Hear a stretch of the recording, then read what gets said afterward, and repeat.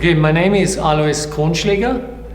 I was born in Austria and moved to New York City in 1986. I studied there at the School of Visual Arts, met my wife Florencia in New York, and have been living there since the past 35 years. Okay, so my work basically deals with time, space, and color. In New York City or in the States, I've done a lot of site-specific installations that deal with architectural intervention on a scale from an abandoned building or a gallery or a museum or even outdoors.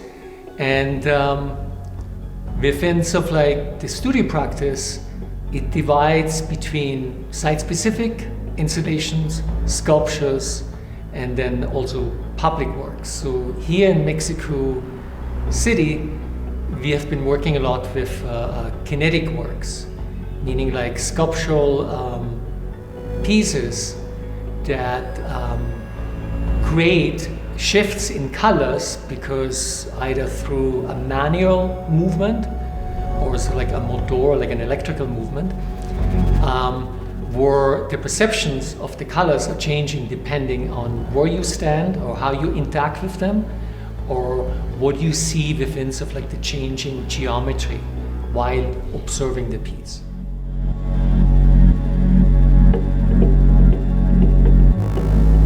So in New York, I do a lot of site-specific work, but here in Mexico or in Buenos Aires or in Lima, we work with galleries. And the work changes because also it would be impossible to repeat the work that you do in New York, that sort of like where the city inspired you. The work here in Mexico changed for me drastically upon arriving here and sort of like interacting with the city. Before my work was much more monochromatic, where now I work with a lot of colors. Mexico City is full of colors, diversities within sort of like the architecture, the history, the cultural artifacts. And so for me, coming from Austria and having been living in New York for a long time, Mexico City challenges me to rewrite my own hard drive, who I am as an artist and how the work changes depending on what environment you're working in.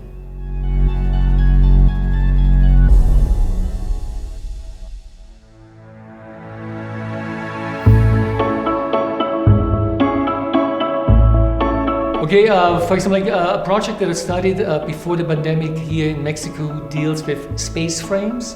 Space frames are basically, it's a modular unit where the frames either contract or expand. So you could call it kinetic architecture. And I'm juxtaposing now sort of like the high polished aluminum surface of the structure with a soft sculpture, meaning like fabric that I'm sewing together. So while it's expanding, the fabric stretches.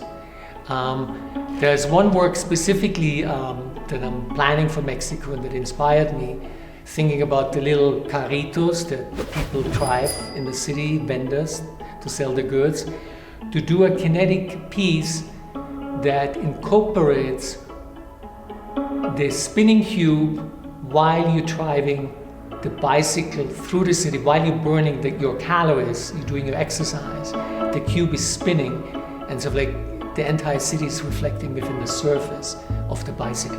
So this is a very new project, I'm very excited about it.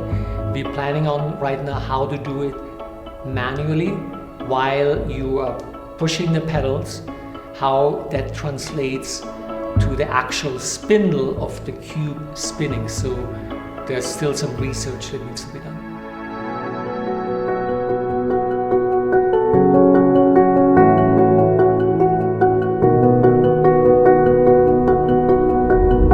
Okay, I'm wearing a kind of blue, customized, designed jumpsuit by Florencia from Wardrobe Terapia, because just in May this year, I had a big exhibition in New York called Kind of Blue, based on the Miles Davis album that was recorded in New York City in 1959, where I did a site-specific intervention on the Bowery Street. And historically, the Bowery 400 years ago was a landscape, like before the Dutch came. So the installation dealt with creating a fully immersive environment out of 2x2 woods to create a structure, and using 575 meters of blue fabric that became an immersive landscape where you could walk on top of the fabric, around it, or underneath it. And then my wife Florencia said, well, we talked a lot about this project.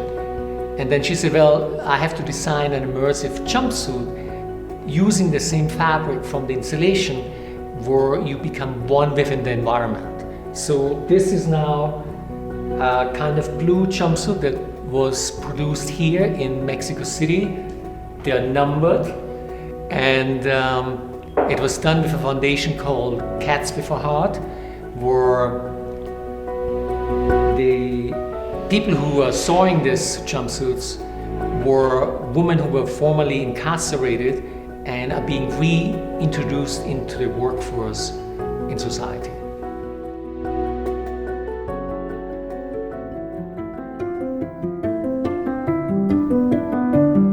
So just before the pandemic, we worked with an architect, Santiago Legoretta, that invited me to submit a proposal for one of his clients.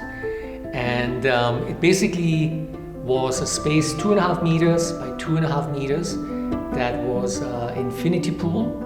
The ceiling height was 2.5 meters. So I created a render including the Celosía project that we developed in Buenos Aires the year before, and creating an environment where you have a spinning cube placed in the center of this infinity pool, and the cube is reflected within this water surface. And regarding the spinning cube, as we know, a cube has 6 sides. So I had this idea a couple of years ago to color code each face of the cube, and you come up with 6 different colors. So the cube is constructed of 300 rods that altogether have 1,200 surfaces that were painted with different colors. So while the cube rotates on its diagonal axis, it rotates 2 RPMs per minute. You see the shifts of colors, and while the geometry shifts from 2D to 3D. So it creates sort of like this optical illusion where your eye tries to catch up with the movement and with the shift of colors. At the same time, it's reflected in the water, and it's reflected behind on the aluminum profiles that create the Celosía wall. So it was like a very complex environment, and I'm happy to finally have it properly documented.